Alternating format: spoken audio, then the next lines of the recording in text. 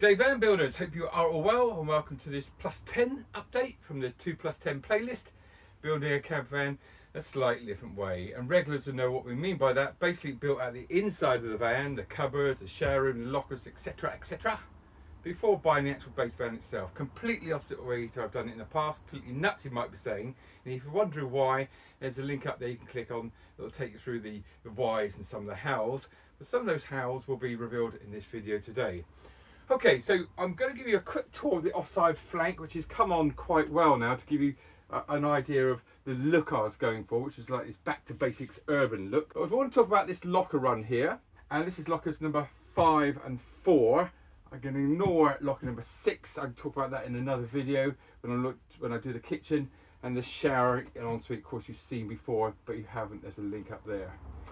Okay, so this I could actually give a better indication of how I decided to tackle the approach of not knowing what van I got.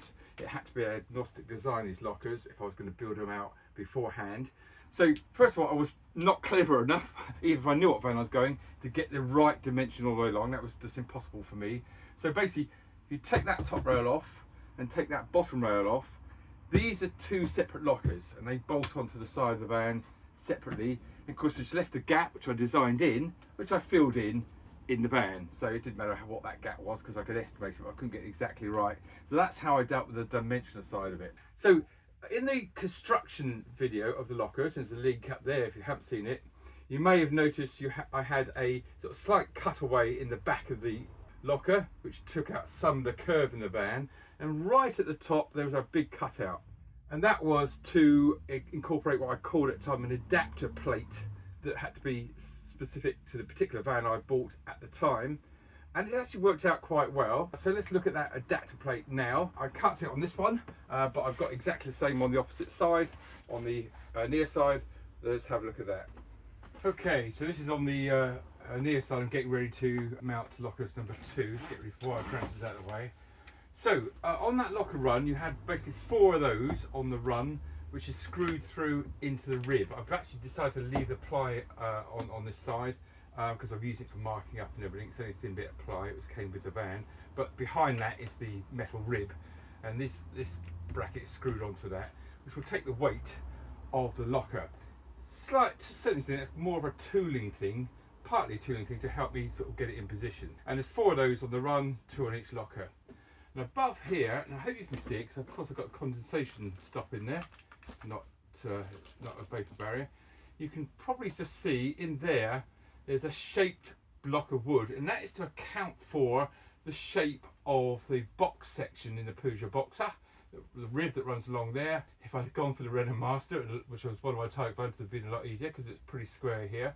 But that takes out the shape, and then this M8 stud passes through into the locker, and basically it's clamped each side. The backing plate there will go on to where that nut is there, passes through, and there's a clamping plate on the other side, and it's really, really solid. So when I was talking about adapter plate in that original video, plate is probably not the right sort of expression. It's an adapter sort of block in this particular case, but that's worked really well.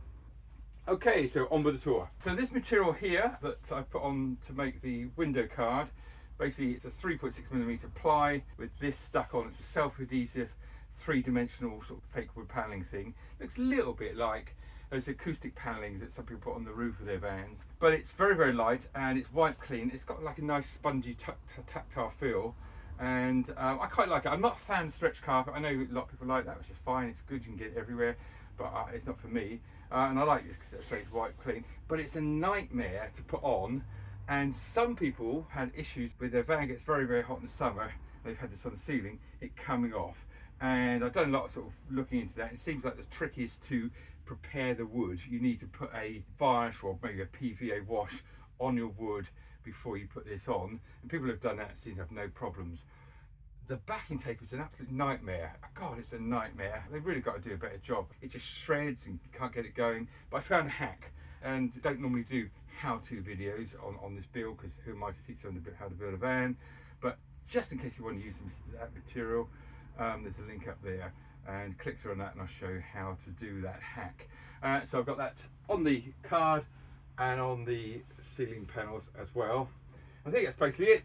Standard set blind I bought, blackout one and mosquito net on the other. Okay, so thanks for watching. I hope it was of interest. It's starting to look like a camper van now, isn't it? If you're new to the channel and you want to do that like and subscribe nonsense, that would be fantastic. I get sort of videos out, depending on progress, once a week I'm aiming for. It'd be great to have you on the journey. But until then, I'll catch you in the next one.